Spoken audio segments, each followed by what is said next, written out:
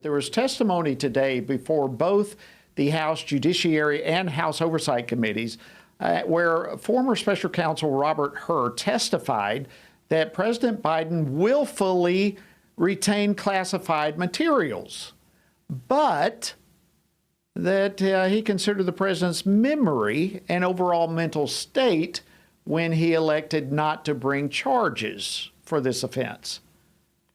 Wow, it sounds like walking both sides of the issue. The ex-special counsel drew fire from both sides of the aisle as Republicans were pressed for answers on his decisions not to file charges.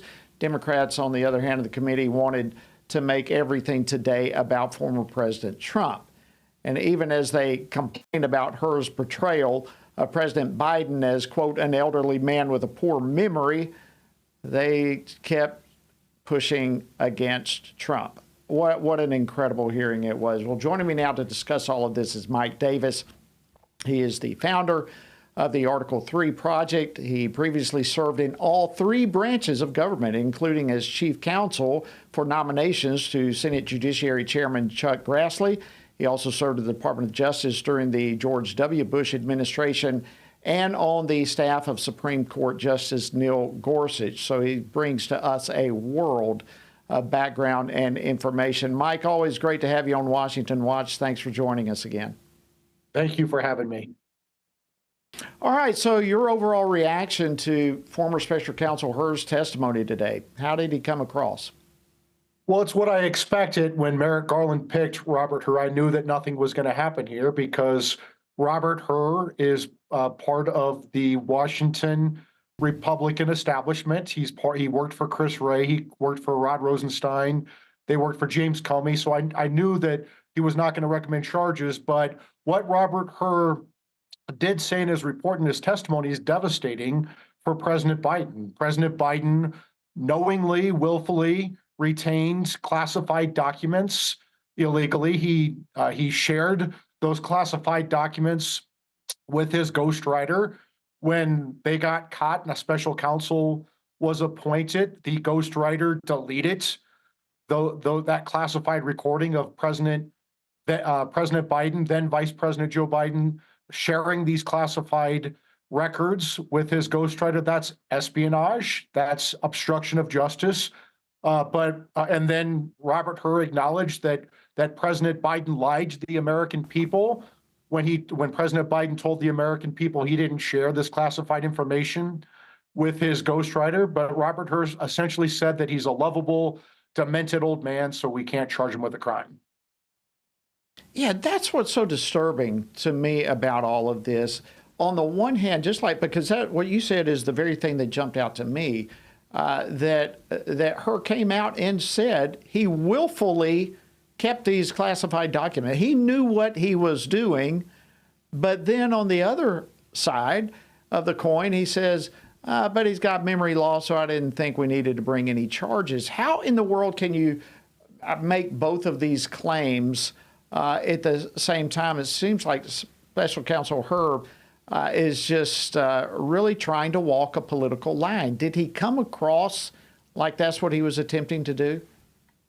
Well, remember, Robert Hur is James Comey's protege, and James Comey did the same thing with Hillary Clinton's illegal home server with our nation's most classified secrets. Comey came out and said, yeah, Hillary essentially violated the Espionage Act, but no reasonable jury would find her guilty of that. So it's the same game that Robert Hur is playing here. I would say this about the Democrats and Joe Biden, who are outraged by Robert Hur saying what 85% of the American people already know, that he has diminished mental capacity.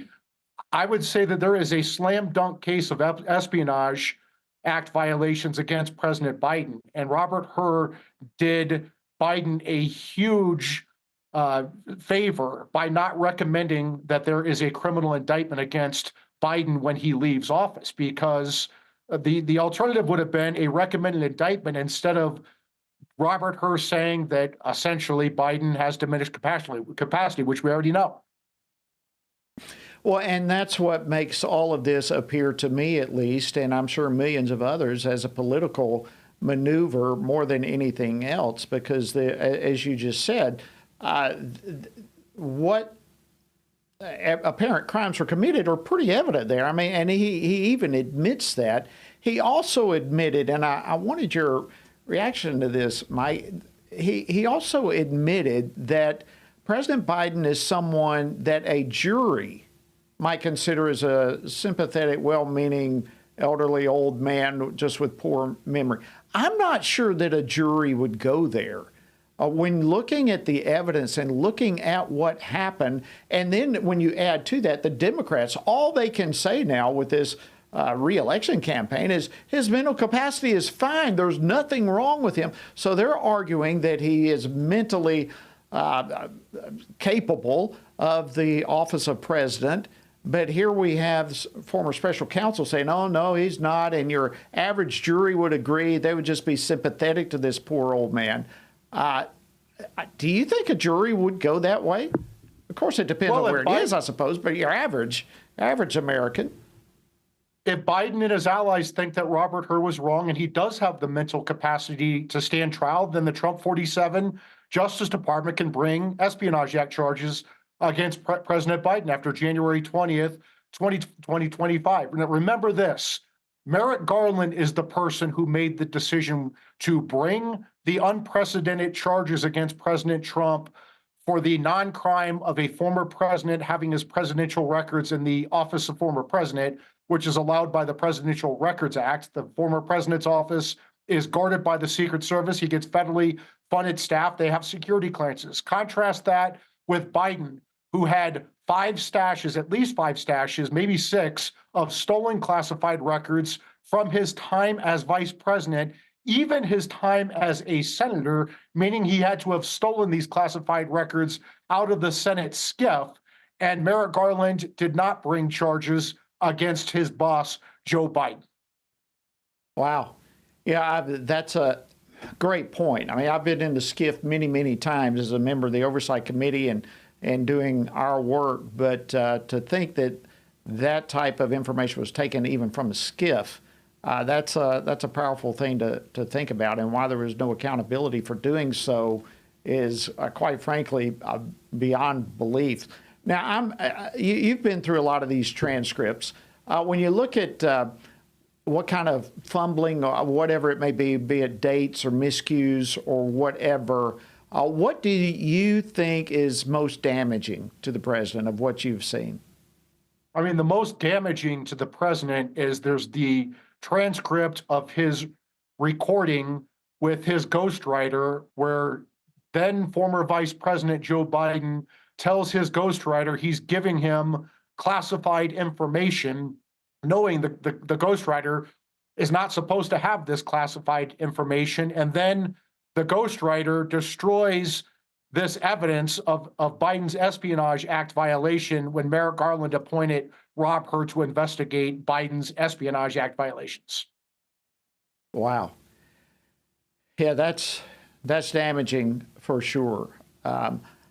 So I look at, the parts of the hearing, and I was not able to see it all by any stretch, but the snippets, if you will, of what I've been able to see and read, it seems evident to me that both Republicans and Democrats were upset at her, but for different reasons. Is that an accurate portrayal of the sentiment within the room?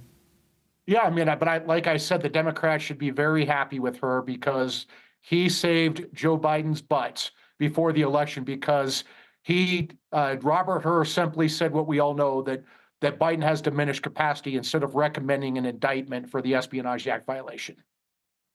Yeah, and going down that path, that's what the Republicans wanted answers for. It seemed like all day. Why did you not charge President Biden? What did you make of his answers with that? I think his answers were very political. I think that he laid out very clearly that President Biden willfully retained and shared national defense information as the former vice president, and that is clearly a violation of the Espionage Act. And then Robert Hur tried to protect Biden by saying that the fact that Biden has diminished mental capacity goes to the willfulness angle, that maybe he didn't know that he had these documents or didn't willfully take them. What he doesn't explain, what Robert Hur doesn't explain, is how does Robert Hur explain that Biden on tape shared classified information with his ghostwriter, knowing it was illegal, and then that ghostwriter destroyed that tape? Yeah, and no answer for that. Well, I think the answer is, I think there's a very good reason that Merrick Garland's picked Jack Smith, a political Scud missile, to go after Trump for Espionage Act violations that didn't occur, because Trump's allowed to have those records under the Presidential Records Act, and why Merrick Garland's picked someone like Robert Hur, the protege to Rod Rosenstein and Chris Wray and James Comey, to go do the cover-up for Joe Biden. Okay, well, that's where I wanted to ask you next. The similarities, the differences between how President Biden is being treated versus former President Trump. Can you lay that out a little bit more? Yeah, I mean, it's very clear under the Presidential Records Act that the former president can access his presidential records any time he wants. He shall have access to his presidential records, and presidential records are any document created or received by the White House, by the president or his White House staff. And that includes classified agency records sent to the president or his White House staff to advise the president. And think about it this way. We're supposed to trust the president of the United States with this classification authority and declassification authority. And then when he leaves office, we give him a federally funded Office of the Former President, federally funded staff, Secret Service protection for life, 24/7. And we give him this materials, and they're going to charge President Trump for presidential records he's allowed to have under the Presidential Records Act, presidential records that never leaked until the Biden Justice Department did their illegal raid on the office of former president, going to a biased magistrate judge, Bruce Reinhart, who had recused from Trump's civil lawsuit versus Hillary Clinton 6 weeks prior, because that magistrate judge, Bruce Reinhart, bashed Trump on Facebook. All of a sudden, that bias magically goes away when the Biden Justice Department goes to him and does this raid on Trump after Joe Biden was complaining to the Washington Post that his Justice Department wasn't going after Trump enough. And then this Biden Justice Department is going to cover up for Joe Biden for stolen classified records he had as senator and vice president, stolen classified records that he used for his financial advantage. He got an $8 million advance to write his book. That's why he had some of these stolen classified records. The New York Post's Miranda Devine also reported that Hunter Biden almost certainly used stolen classified records to write a 23-paragraph geopolitics memo to Burisma to secure millions of dollars in corrupt funding to the Bidens. The Bidens stole classified records and used them for their financial gain. Wow. Such disturbing news, Mike. But listen, everyone listening and watching right now needs to be taking this in, because even, and this came out today too, while the purpose of this hearing was to explore, investigate what the things that you just talked about, what happened with the Biden administration with these classified documents. Ranking member Jerry Nadler, for example, he opened his whole thing by playing a video of Trump. These people are wanting to paint a picture that President Trump, was the criminal, that Biden is nothing but a political witch hunt. Are they going to be able to get away with this narrative? No, because the American people are waking up to this. And this lawfare and election interference is going to end on November 5th, 2024, when the American people say, we get to decide who's the president of the United States, not Democrat prosecutors and Democrat judges and Democrat juries and Democrat hellholes like New York, D.C., and Atlanta. We get to decide the American election, and it's not going to go well for the Democrats. Well, and last statement / question, however this comes out, the former special counsel Herb specifically said today that he did not exonerate President Biden. That's a powerful statement in and of itself. But did anything from today's testimony expose why it makes little sense for former President Trump to face charges while President Biden does not. Anything. No, and President Biden's espionage case is so much worse than anything that Jack Smith is alleging against President Trump. Even if you take everything that Jack Smith says at face value and as true and in the worst possible light for Trump, everything that Biden did was so much worse. Biden profited, his family profited from stolen classified records. President Trump had his presidential records in the office of the former president, guarded by the Secret Service, funded by Congress, and they never leaked until the Biden Justice Department did their illegal raid to go get back these documents. And the reason they did this is because Trump declassified the Crossfire hurricane records that are so damning for Obama, Biden, Hillary, the deep state. That's Mike why Davis. they did the raid. Mike Davis, Article 3 Project, thank you so much.